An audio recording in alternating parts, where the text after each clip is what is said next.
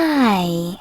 In front of me is Vivo Y22S, and today I would like to show you how you can change theme of this device. First of all, go into Settings and scroll down. Now click on Lock Screen and Wallpaper. Following that, click on Themes and choose Download More.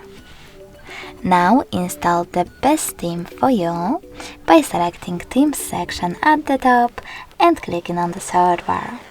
Over here you can type in wherever you wish to. Click on one of those themes, choose Download and wait. Lastly, select Apply.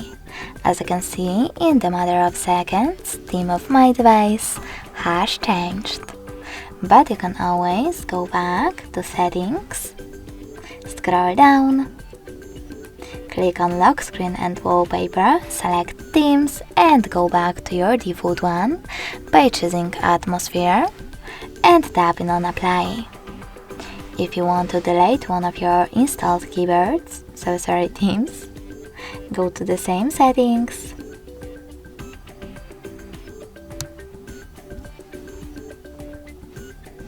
hold it and tap on Delete next to Apply. Lastly, confirm your choice in the pop-up. Thanks so much for watching. If you enjoyed this video, leave a like, comment and subscribe.